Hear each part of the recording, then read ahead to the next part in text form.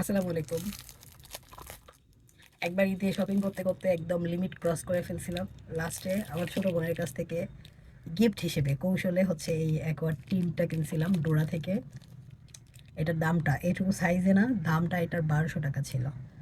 তো খুব শখ করে এটা কিনছিলাম, মানে এত শখের ছিল যা বলার মতো না। কিন্তু অল্প কিছু দিনের মধ্যেই, গত রোজার ঈদের কাহিনী মনে হয়, তো 2-1 মাসের মধ্যেই কী হয়, এটা হাতে থেকে পড়ে গিয়ে ভেঙে যায়। তখন আমি এটা পজিটিভলি পেঁচায় রাখছিলাম যে দেখি অন্য কোনোটার মধ্যে আমি রাখতে পারি কিনা, কারণ আমি ইউজই করি নাই। এই যে মানে এটার যে মূল গোড়াটা সেটাই ভেঙে গেছে, মানে পেঁচাবো না, পেঁচানোর কিছু নেই। এটা প্লাস্টিকই, তারপর ভাঙলো যে কেন? কাচের না কিন্তু, আমি ভাবছি কাচের, এখন তো কাচের মনে হচ্ছে না।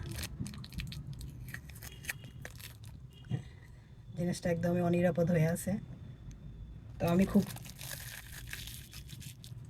আহত হয়েছিলাম ভেতর থেকে যে আমার এত শখের একটা জিনিস, এইটুকু জিনিস তার দাম 1200 টাকা। সেটাও বিষয় না, টাকা তো আমি দেই নাই, ছোটো বোন দিছে।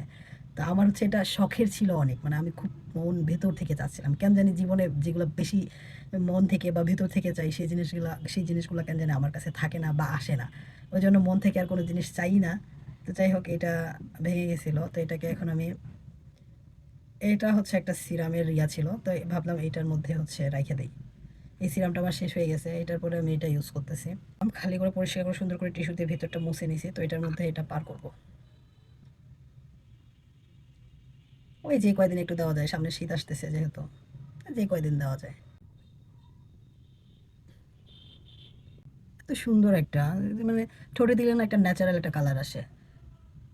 আমার এই জিনিসটাই নষ্ট হওয়া লাগলো, বলুন, এই জিনিসটাই চলে যাওয়া লাগলো। রাগে দুঃখে কষ্টে এটা হাতে দিই নাই এতদিন, সত্যি কথা। রাগে দুঃখে কষ্টে আমি এটাতে হাতে দিই নাই।